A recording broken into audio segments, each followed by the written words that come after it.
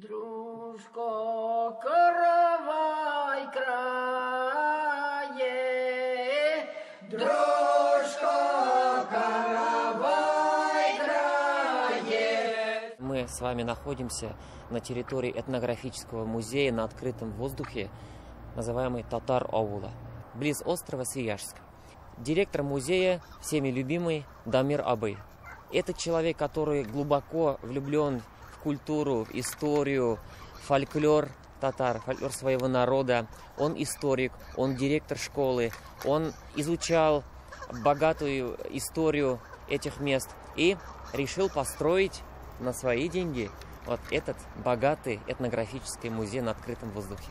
Мы сегодня вам показываем деревенский быт татар. Дамир Абый покажет именно бытовую сторону культуры, а мы с этногруппой Риваят покажем фольклорные моменты, песни, музыкальные инструменты, танцы. İnsanmısınız hürmetli konaklar, Aydagi Tatar Ağulu'na rahim etiniz.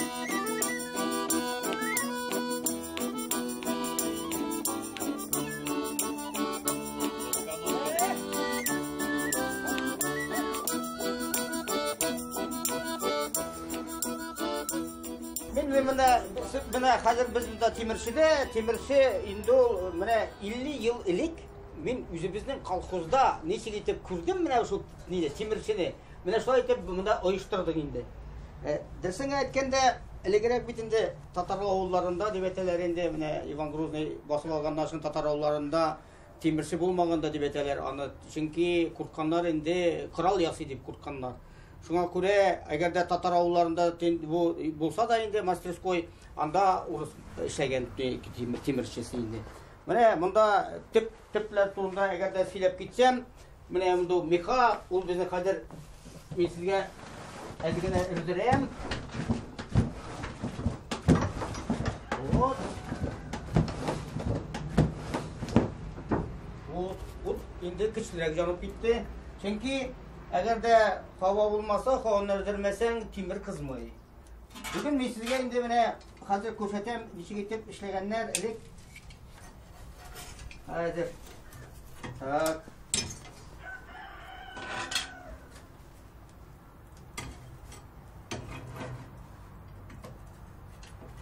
Менә моны ясап бетерергә күп калмаган инде. Хәзер турайтып җибәрәбез.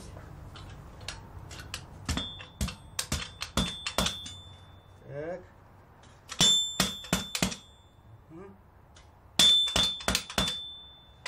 Так. Ne?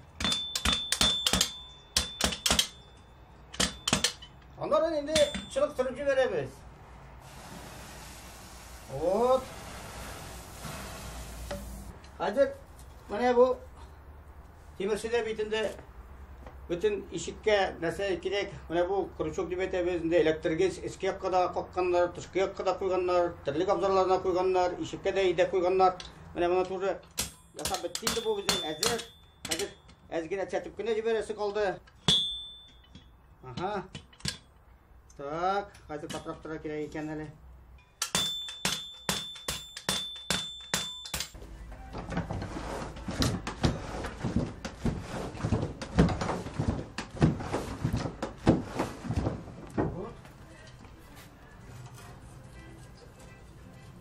Вот. О! Вот инде уже. Хәзер моны. Так.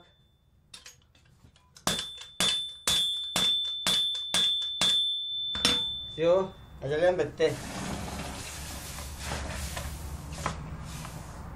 5%. Міне, сондай бірлер. Яқсы өзінде. Все, міне шының біле, бек. Әгерде мұнда келігіз, әгерде енді әйбірлер ясарға болғаз. Анар, мұнда біз монеты чекан етеміз әлі. Міне, сіз білесіз бетінде деньги деген сөз, деньги деп айтады, орыс сөзі. Ол бетінде ғымен орыс сөзі түгел. Аны әлік орыслар неше кіші білен еткенлері сөйлешкенде, әйткенлер одна деньга, два деньга, три деньга дегенлер. Егерде татарластырсаң, бір тәнке, екі тәнке, үш тәнке деген сөз ол. Шына көре ол біздің татар сөзі. Соны білегіз барыңызда. Деньги деген сөз, деньга, тенка, тенгадан қалған енді. Мына алын біз мұнда чекан еттелебіз. Шына көре, әгерде келегіз, теміршіде іштеп күшетебіз, аңғылып күшетебіз, силеп күшетебіз. Рахмет етегіз біздің татар ауылына.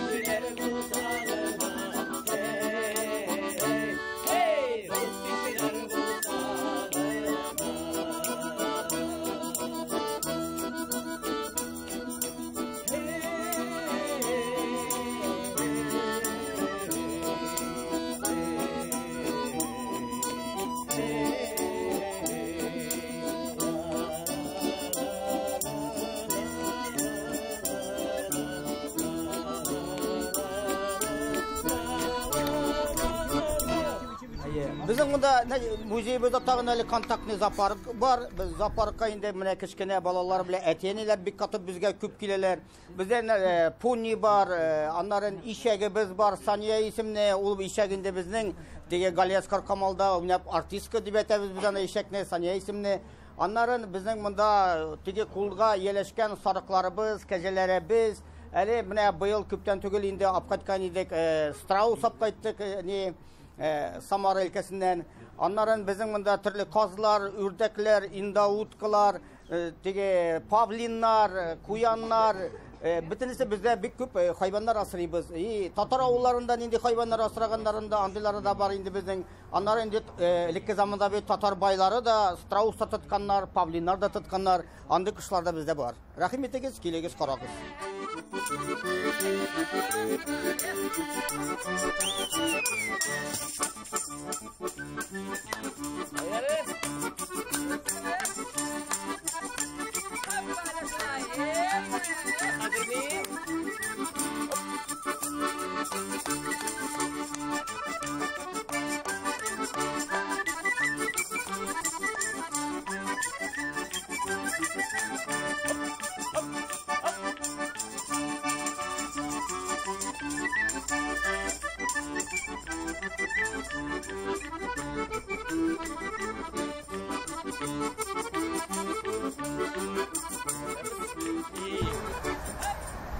Существует несколько видов трав, из которых можно изготовить вот такие простые музыкальные инструменты. Каждый музыкант для себя сам изготовлял такие инструменты. Вот этот вид трав называется тягель или дудник лесной. Точно не могу сказать. Они все внутриполые, внутри нет перегородок. И звук извлекается с помощью языка. Поэтому у него название тель-курая. Вот вы видите здесь клювообразный косой срез и окошечко для звукоизвлечения. Язык выполняет роль мундштука. А вот с обратной стороны всего лишь два музыкальных клапана, с помощью которых делают музыку. Вот видите, очень интересный, древний музыкальный инструмент. Но сейчас уже на таких инструментах очень редко кто играет в деревнях. Сейчас мастера делают музыкальные инструменты вот из такого материала, из дерева, из шпона делают. Но вы также видите, два музыкальных клапана, но здесь уже приделали мундштук. Почему называли раньше нагайский курай? Он называется нагайским, потому что древние племена в Нагайской Орде играли на таком инструменте.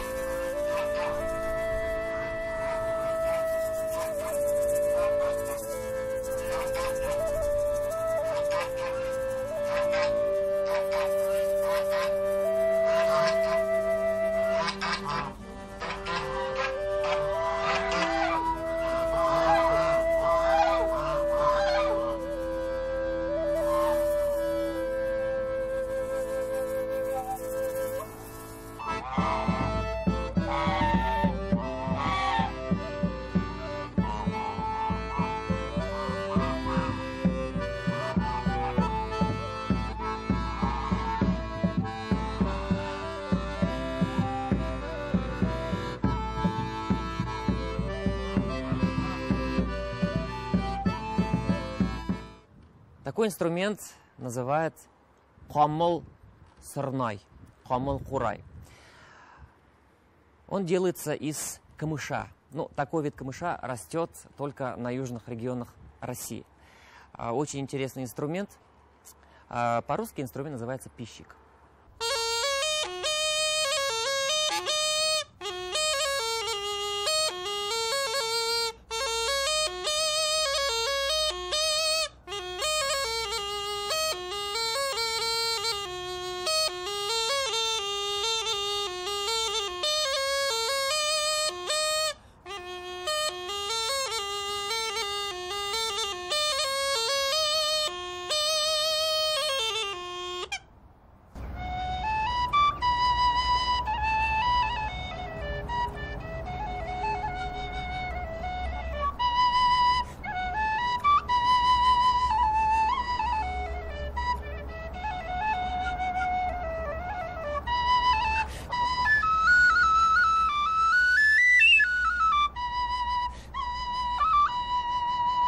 Это любимый инструмент пастухов. Называется сырнай.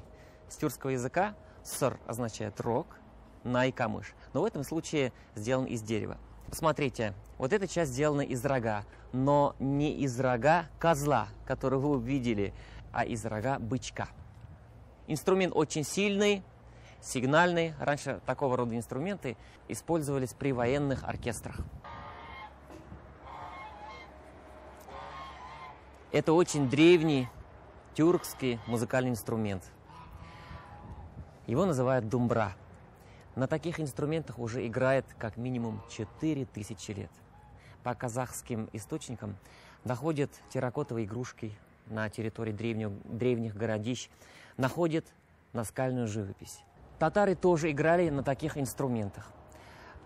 Это очень простой двуструнный музыкальный инструмент. Раньше инструмент делали из дерева, как и сейчас, а вот струны делали из внутренностей копытных животных. Думбра раньше имел треугольный вид, но здесь уже мастера немного видоизменили. Балалайка – это более поздняя модификация думбры.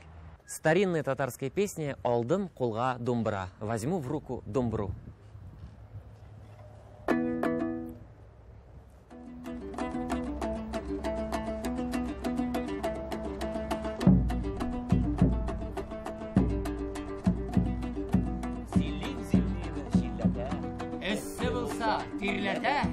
Salqin bo'lsa dumdira, Давай bizga dumdira.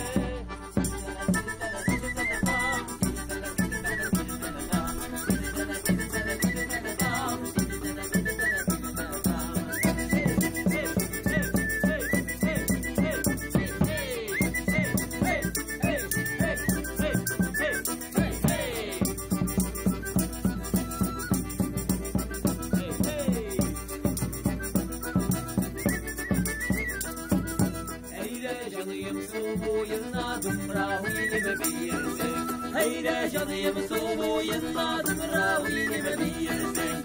Hadi gel aşularsa suğa vardım diyersin. Hadi gel aşularsa suğa vardım diyersin. Hay hay hay. Hey hey hey. Hay hay hay. Hey hey hey.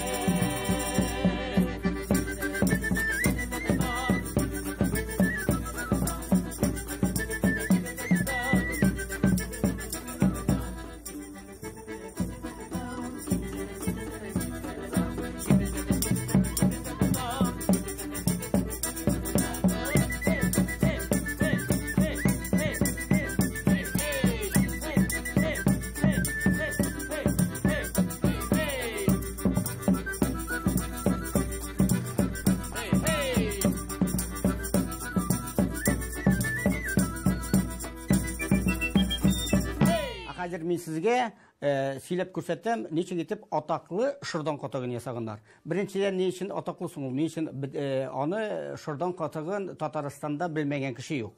Аны ашамаган кеше дә юктыр инде хәзер. Бөтен шырдан катыгын беләләр. Ул гына түгел әле, бу шырдан катыгын 1833 елда Александр Сергеевич Пушкин ашаган. Шуңа күрә ул без аны атаклы шырдан катыгы дип атыйбыз. Хәзер анда ничек итеп ясаганнар соң? Беренчедән, әлбәттә, аны элек татар авылларында мичтә ясаганнар. Татар мичендә бит казан бар. Ул татар мичләрендә генә була. Шуңа күрә инде катыкны да ясаганнар татарлар гына. Бүтән милләт халкы катыкны ясамыйлар. Шул казанга инде сыер сөтен саласың, 10 литрлап саласың да, аннан казан астын жагып җибәрәсең. Ул анда жана 4-5 сагать кайнатып торырга кирәк. 4-5 сагать кайнатканнан соң, инде анда сөт әзгенә булса да кими, инде 1 литры, ул 9 литр итеп кала. Аннан соң аны инде 4 сагать, 5 сагать кайнатканнан соң учакны сүндерәләр. Учакны сүндергәннән соң аны суыталар. Ул гыты 35-40 градуска хәтле суынганнан соң аны казаннан шәйкә ул айрым катык өчен ясала торган савыт. Аны юкә агачыннан ясаганнар. Ул 3 литрлы. Шуңа күрә казаннан 3 шәйкә катык ясап була бер казаннан. Сетиннән. Салабыз да, аннарысын, анда инде бер агач кашыгы, зур кашык салабыз, ойтма. Ойыткыч салабыз да, ойыткыч салганнан соң, аның инде жауып куеп, палатинцы белән матур итеп кенә чорнап, җылы гына итеп ясап, аны куябыз катыкка илгергә. Катык илгерә 4-5 сагать вакыт кирәк илгерелсен. Илгергәннән соң катыкны аны инде уже салкын шарак җиргә куярга кирәк. Чөнки аны салкында ул озак саклана. Мондай катыкны ашарга без инде әйтәбез бик яхшы бер эч тәүлек өчендә. Чөнки анда ул әчимиде, ул анда үзенең тәмен саклап тора. Менә шул вакытларда эч тәүлек өчендә, видимо, Александр Сергеевич Пушкинны да ашатканнар. Александр Сергеевич буны онытмаган, язып калдырган. Бу да интернетта да бар. Менә шулай итеп, атаклы шырдан катыгын ашарга теләсәгез, рәхим итегез безнең татар авылына.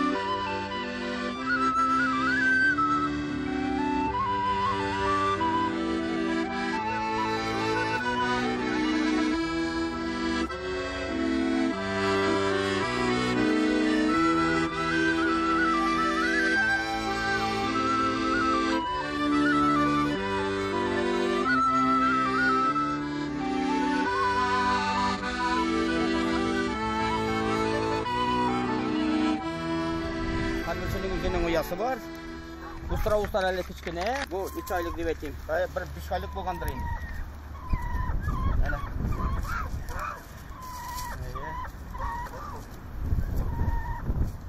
Ну, менә безнең битендә Татар авылы музеенда карамунча, ул эшли торган карамунча. Менә ягып җибәрдек бит әле 1-2 сәгатьтән. Хәзер 2 сәгать булды якканыбызга. 1 сәгатьтән әзердә була. Уже мунчабыз җылынган, ташлары җылы, сулы җылы. Без анда хая кирип та чыгырбыз әле. Ни өчен менә элек карамунча ясаганнарсы? Менә бик кызык кына миңа туристлар шундый сорау бирәләр инде. Ни өчен карамунча, ак мунчаны ник элек ясамаганнар? Беләсезме нәрсәдә булган? Чөнки элек налог булган дымоходный трубага. Менә бу күрәсезме, монда бернинди дә дымоходный трубасы юк. Аның өчен төтен чыгыр өчен әнә төтене дә чыгып тора. Без аны төндек дип әйтәбез. Стенада бер тишек ясаганнар. Мунча жагып бетсә, күмерне чистартып алалар, төндеген тыгалар. тыгып куя уже титим булмаса инде. И аннан инде рахатланып мунча бик ызакка бара, ташлары күйүп, ызакка bir sutkada ali suunуп да bitmey. Şuna göre eğer bizim Karamunça kimdir kirege tilese, Karamunça'da juunurga tilese bizge kelегез, rahmetege juundurabız, пожалуйста. Anların niyen Tatarlar biteli Karamunça'da juunup kına kalmagan. Tatarlar eli Karamunça'da alar anda kiyiz itik yasaganlar, övelegenler de kizdik boskanlar bitelerinde, kiyiz itik boskanlar. Ne için baskanlar? Ana Tatarlar nede? Çünkü Tatarlar bitinde bir çista halık bulgan. Ana eğer de iyide bassan kizitikni ul bik pıçırağı iş. Anın isi tarala, anın pıçırağı taralar. Şuna göre ana Karamunça'da baskanlar da indi. Yasaganlar da, anlar juup çıkarganlar da.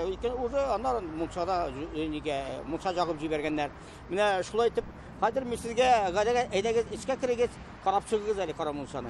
Belki juunup da çıkarsız. Mana birinci çiratta mana bunu ışkıganlar, cinlerin alganlar yine. Ne görüyorsun? O.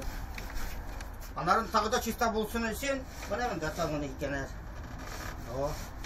İyi, şimdi çip çistagana kelip çıkkan. Eğer de kiziteklerge gitsek, mana gördünüz mü bek zor kizitek var bunda. Mana bek zor. Bu kizitek ne? Bizim bir Tatar Oğlu'nda müzik kompleksinde bizde Şakır Karak kinasını çirdiler. Bu iki ne oldu? Telefilm Şakır Karak mı çirdiler? Şakır Karak bit olup atların tege ulağın vakitinde atlarına kizitik kizgen tege at izleri kalmasın deyip. Bu ne bu? Şundan kaldı. Biz bunu atka kizip kinaga çirdik de men kizik itiklerini mi ne ha saklap duramayın ne men Şakır Karak kinası çirdik deyip iskalam hemen şu kinanı. Mana ana niye var ki? Anlarımda mana türlü kalotkuları var indi. Bu bizim Akjigit degen avuldan jıyıp keldik biz bularını bir tege ne bir abay birde o zurlarnıkı ana ne kizik baskanda indi bularını betesin kullandı bular indi kalotkuları. Da türlüler var. Mana bu balalarnıkı olsa kichkine şunday kalotkular kullananlar indi. Bu no, eğer de Munçaga gitsek indi hazır Munçanı niçin işlegenler? Eğer tezrekkine Munça kirege olsa kömürünü çistartırga gerek. Kömürünü çistartıp alıp tege tişigi var bet şul tişikne onların tege kaynar su taşka salıp indi parlatıp bütün tetinlerini kugaç tindikini jaup koyura gerek. Ha şu prosesni misliga indi ezrekine silep kusetem işlep. Hazır. Tak.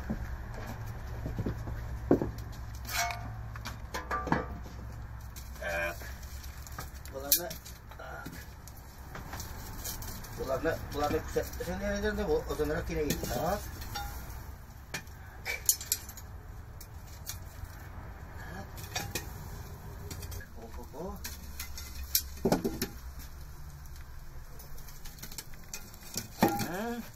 Munçanı bular işte geç kizirek bulayında kümürlerini alıp koyabız. Hayır tam birisi kalgamında. Osunu da alıp koyabız da. Şu. Startıp bitirdik. Buramga çıkıp koyarız. Oldu. İyi. Hazır indi. Gözü kaldı. Böyle. Tak.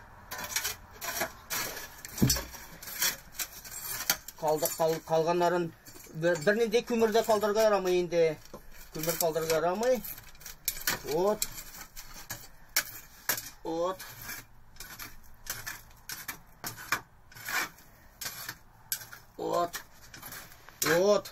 Mana bitiresin jıyıp çıkabız. Ular birisi de oldu, çistarttık. Ot.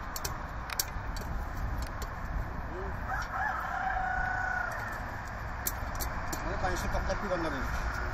Kaplap koyasın da bu kümür samavur kanatırga barayında olsun. Ot. Hadi bir neçe neden tütünler çıkıp bite. Tütünler çıkıp bitken olsun, tege tişikle niye çüpre bile kaplap koyuyorlar. Yanlar Munça kirip bula. Rahmetiniz. Munça hazır.